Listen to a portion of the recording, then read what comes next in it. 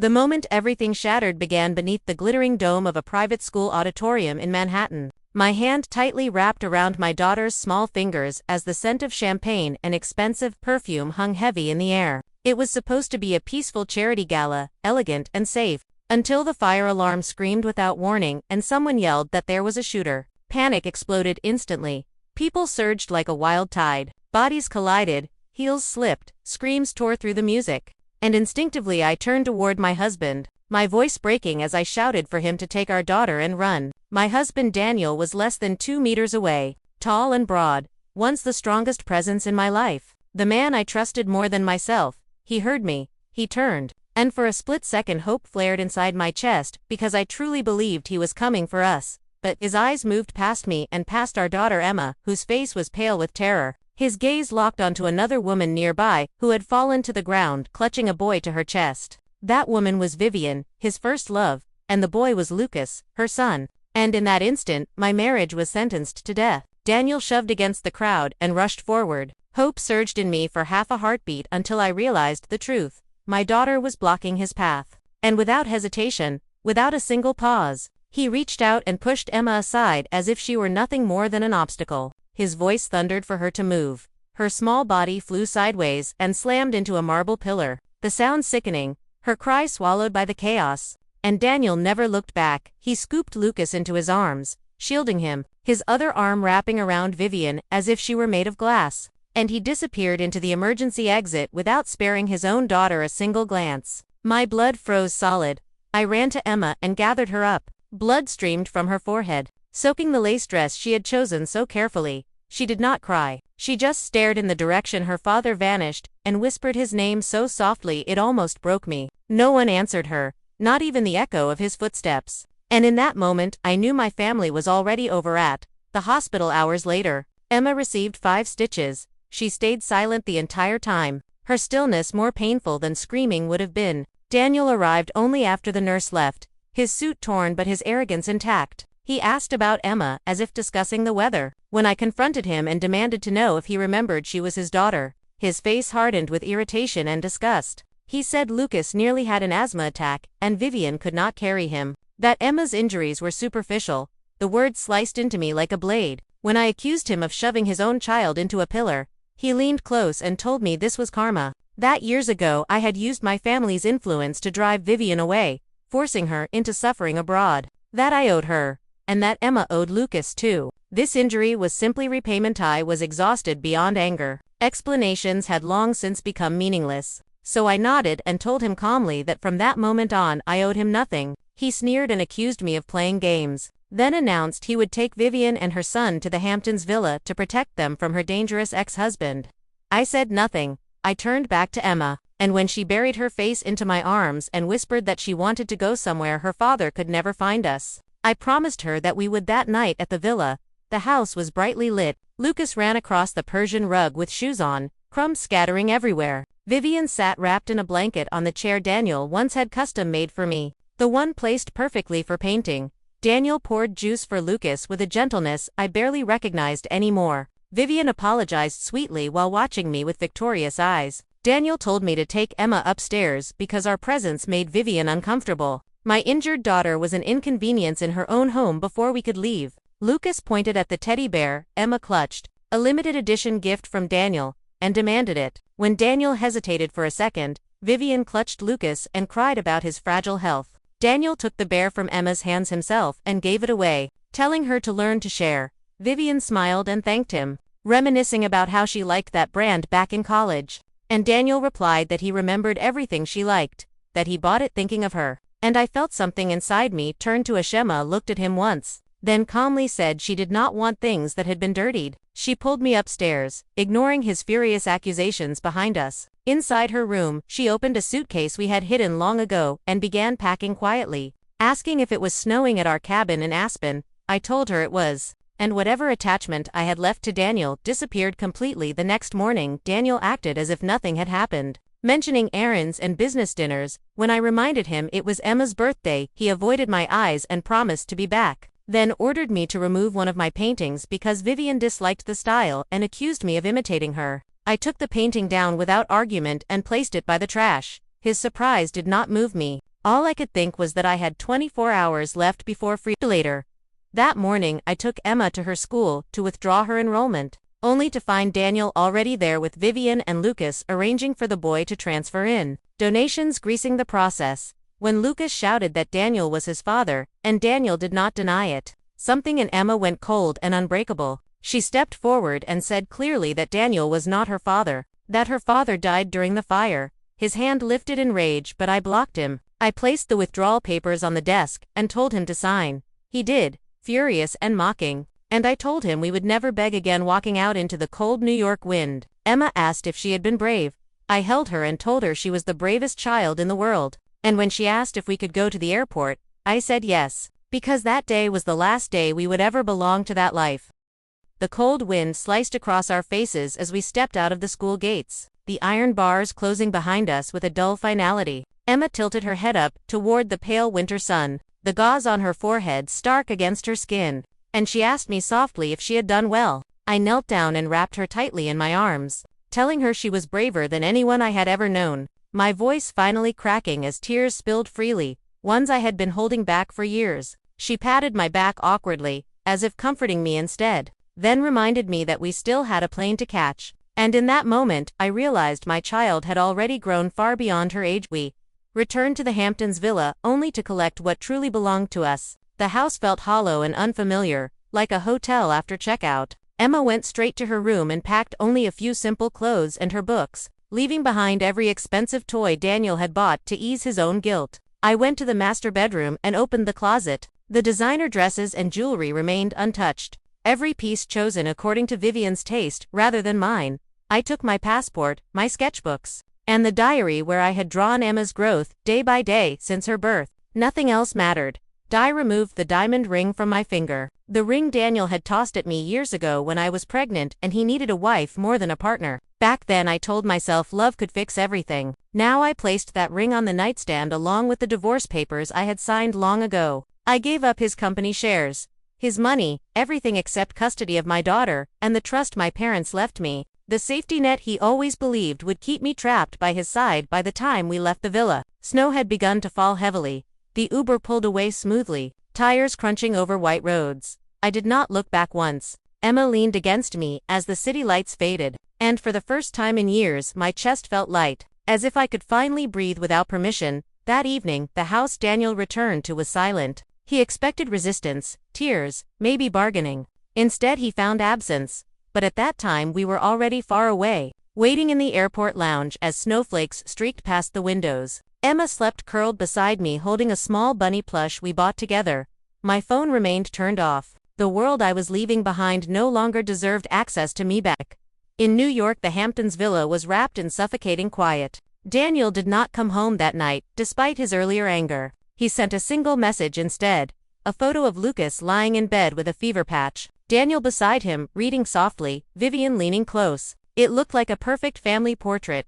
His text said he could not leave and would make up Emma's birthday later. I stared at the screen and laughed quietly. The sound empty, then set the phone down. Emma sat across from me at the dining table. The strawberry cake I had baked myself untouched. The candles burned down completely until only hardened wax remained. She did not ask to see the phone. She already knew. When I told her Daniel was not coming back, she nodded calmly, walked to the empty corner where her teddy bear used to be, and said she would not make wishes anymore because hers had already come true. She wished for me to laugh and paint again, not to disappear into bitterness. Her words pierced deeper than any accusation Daniel ever threw at me.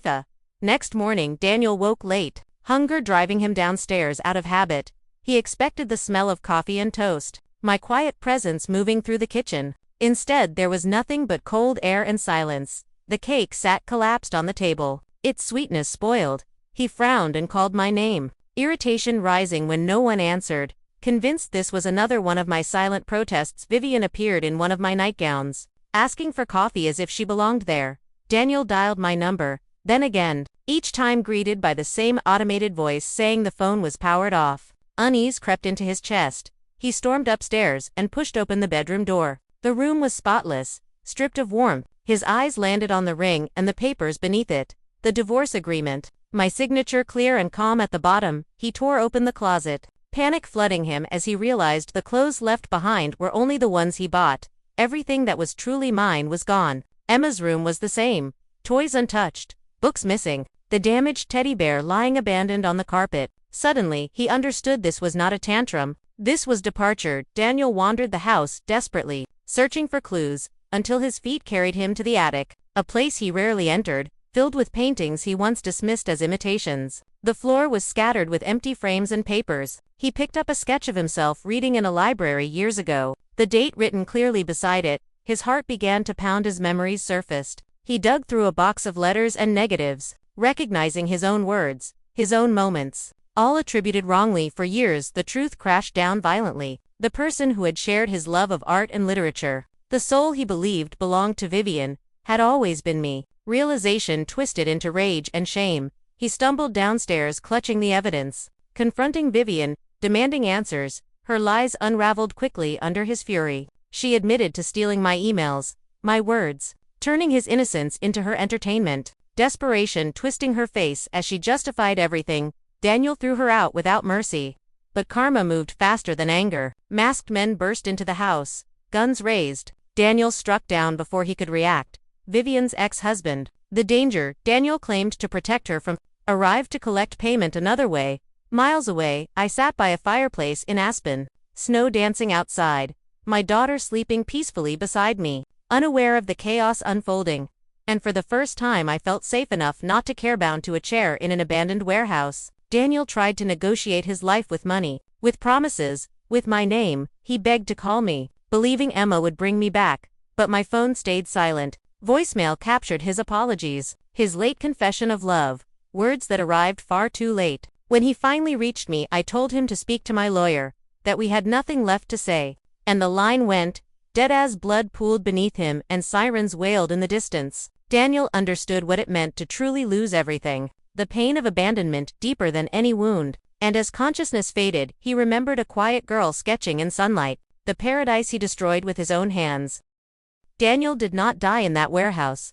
The bullet tore through his leg and missed anything vital. Blood loss dragged him to the edge but did not push him over. He woke days later beneath harsh hospital lights, machines beeping softly beside him, his body heavy and useless, pain spreading through him like fire. The first thing he felt was fear, not of death but of what waited once he opened his eyes. New screens played endlessly in his room, his name scrolling across the bottom in cold white letters, kidnapping case exposed. Illegal financial dealings uncovered, accomplices arrested, the company he built crumbling overnight, Vivian and her ex-husband taken into custody, charges stacking one after another like stones on his chest. The board of directors convened without him and removed him from his position, his shares frozen, his accounts under investigation. Everything he once believed untouchable collapsed within days. He lay there staring at the ceiling, leg immobilized, dignity stripped away, nurses speaking to him with distant politeness rather than respect. The world had changed its tone toward him,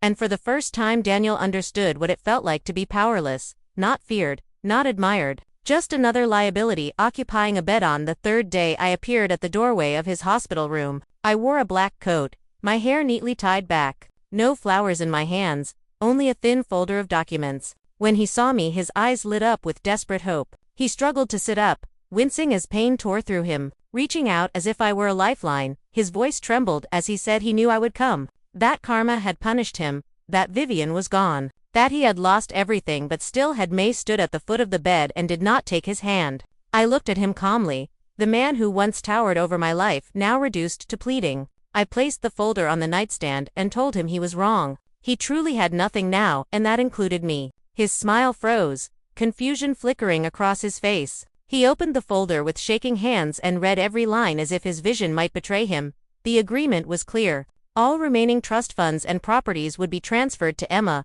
managed by me until she came of age. In exchange, I would not pursue accountability for the assets he funneled to Vivian during our marriage, and I would not file for divorce while he faced prison, preserving what little dignity he had left. His hands trembled violently as he read, his breath shallow and uneven. He asked what would happen to him when he got out. His voice, small and afraid, told him that was no longer my concern. I reminded him calmly that the moment he pushed Emma aside, the moment he chose another child over his own, he had already lost everything that mattered. He tried to speak of love, of misunderstandings, of letters and lies. But I stopped him gently, telling him that he loved only himself. The image of being a savior, a victim, a hero in his own story. Neither Vivian nor I were anything more than props for that illusion. I leaned closer and told him that I had met a painter in Aspen who saw light in my work.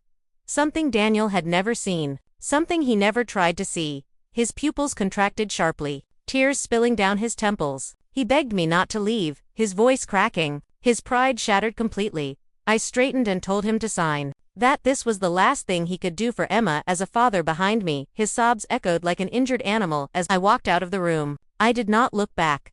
Outside the hospital, snow drifted down softly, covering the city in white. The second snowfall of the season, quiet and relentless. Emma waited by the car in a red coat, her cheeks pink from the cold. She smiled when she saw me and asked if my business was finished. I told her it was all done. We did not return to the Hamptons. We flew onward, away from that life, toward a small town nestled near the mountains, where the air was clean and the nights were silent. Emma adjusted quickly, laughter returning to her voice, color returning to her eyes. She slept through the night without waking in fear. She no longer asked about her father. As if he belonged to a past life, neither of us lived anymore back in the city. Daniel's downfall continued without mercy. Investigations deepened, evidence piled higher. Vivian turned on him completely during interrogation, exposing offshore accounts and hidden transactions to reduce her sentence. Every secret he buried surfaced under scrutiny. His name became synonymous with scandal. Friends distanced themselves. Associates avoided his calls. The world he once ruled erased him without hesitation. Prison awaited him, eventually. A quiet transfer without ceremony. No headlines left to announce his arrival. In that concrete world he finally had time to think. Days stretched endlessly, nights heavier than any chain. He replayed memories over and over. The fire alarm, Emma's body hitting marble, her calm voice in the principal's office, my back as I walked away. Understanding too late that love was never guaranteed by possession. Letters arrived occasionally, lawyers updating him, formal and detached. None from me, none from Emma.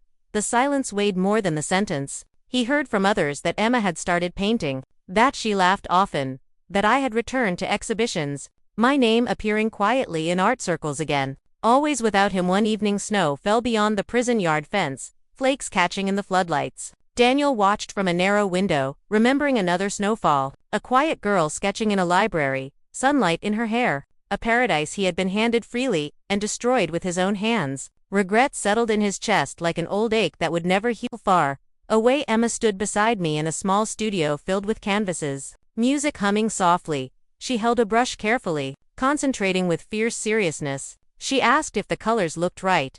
I told her they were perfect, because they were hers, because she was free. And in that moment I knew that whatever ghosts still lingered behind us had finally lost their power. Life after leaving New York did not become perfect overnight. But it became quiet in a way that allowed wounds to close. The town we settled in was small and surrounded by mountains.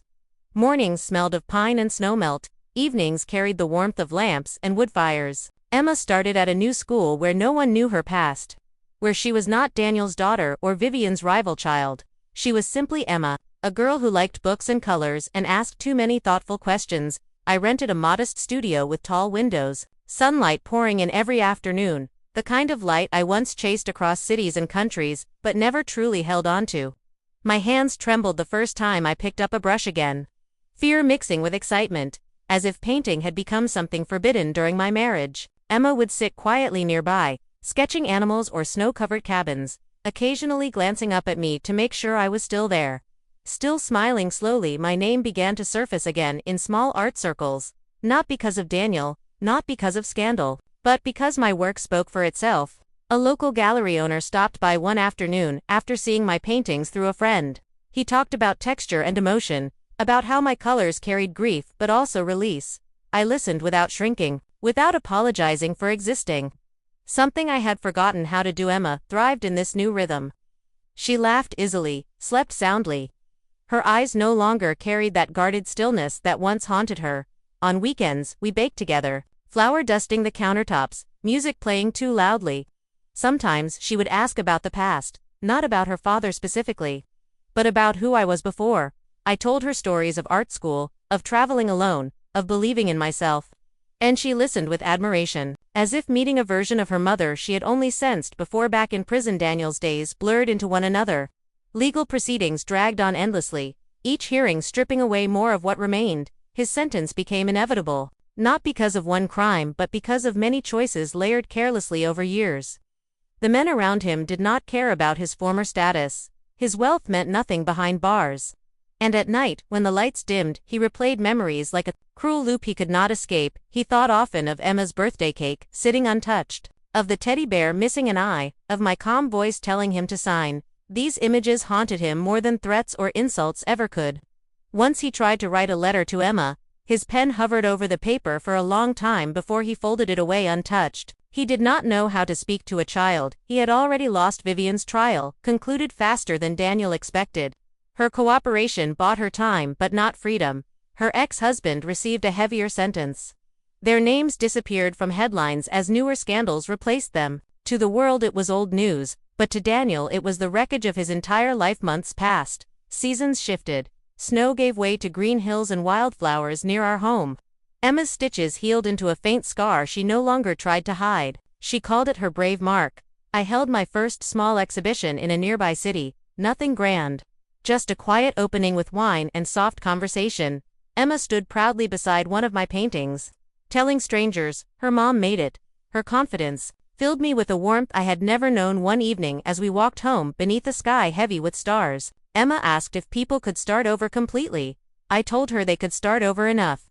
That the past never disappears but it stops controlling the future. She seemed satisfied with that answer, slipping her hand into mine, swinging it gently. As we walked, Daniel learned through his lawyer that Emma and I had moved overseas, temporarily for a residency opportunity. The news struck him harder than expected. Distance made his loss final, irreversible. He imagined her growing taller, stronger, her memories of him fading into something abstract.